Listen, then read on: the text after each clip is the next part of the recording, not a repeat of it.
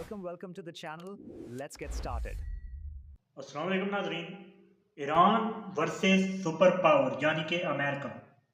Iran डटा हुआ है। आज तकरीबन 19वां दिन है जंग का और 27वां रोज़ा है, लेकिन ईरान ने अभी तक हार नहीं मानी, बल्कि ईरान अभी तक डटा हुआ है और ईरान का दिन ब दिन जो है वो दाव पेच बदलते जा रहे हैं। ईरान अभी भी कह रहा है कि हमारे पास और भी बहुत से जो हैं वो दाव हैं और भी बहुत से पेच हैं जो कि हमने आगे आने वाले दिनों में दुनिया को दिखाने हैं। लेकिन बात करते चलते हैं कि नेतन्याहू की हलाकत की जो खबरें थी उसके हवाले से दो नई मुतनाज़ा वीडियोस आ चुकी हैं, उसके हवाले से भी बात करनी है आज की वीडियो में।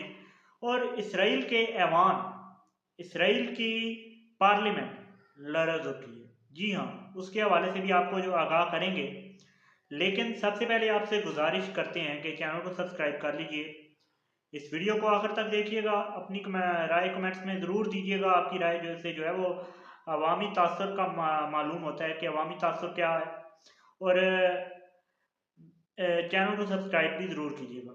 बात करते चलते हैं कि ईरान वर्सेस अमेरिका यानी सुपर पावर और इसराइल, ये दो ममालिक मिल के जो है वो ईरान के ख़िलाफ़ और ईरान इनके ख़िलाफ़ जो है वो जंग जारी रखे हुए है। ईरान ने दिन ब दिन नए से नया हथियार इस्तेमाल करना शुरू कर दिया है। ईरान अभी तक कह रहा है, ईरान के वज़ीर ख़ारजा की एक स्टेटमेंट है वो भी आपके सामने रखेंगे। लेकिन सबसे पहले बात करते हैं कि ईरान का जो सेजल मिज़ाइल है वो एक बहुत आला खसूसियात का हामिल जो मिज़ाइल है वो ईरान ने चलाया है।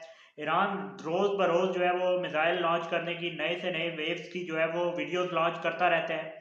ईरान के वज़ीर ख़ारजा यानी अब्बास इराक़ची की स्टेटमेंट आई है कि this is what we have done so far, and we continue to do that until President Trump comes to the point that this is an illegal war with no victory. हमने तब तक हार नहीं माननी जब तक अमेरिका ये तस्लीम नहीं कर लेता कि अमेरिका जो है वो गलती पर है और ये जंग जो है वो गलत शुरू की गई है। जी हाँ, ईरान ने जो है वो वादे दो टोक बयान दिए है और वो दो टोक जो है वो ईरान का ये कहना है कि हम नहीं हार न मानने वाले। और दूसरी जानिब अमेरिका और इसराइल भी यही कह रहे हैं कि हम भी जो है वो जंग को ख़त्म नहीं करेंगे जब तक ईरान जो है अनकंडीशनल सरेंडर नहीं कर देता। अब देखते हैं कि जंग किस जानिब को जाती है। ईरान डटा हुआ है। आप क्या समझते हैं कि ईरान आखिर तक डटा रहेगा या अमेरिका और इसराइल ईरान पर गलबा पा लेंगे? आपकी क्या राय है? अपनी राय कमेंट्स में दीजिए। अब बात करते हैं कि नेतन्याहू जिसकी हलाकत की जो है वो खबरें गर्दिश में थी।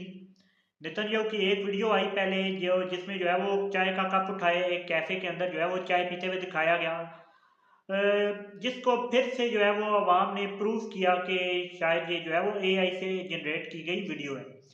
फिर एक और वीडियो आई जो पहाड़ों में और इस तरह के मकामात पे जो है वो घूम रहा है।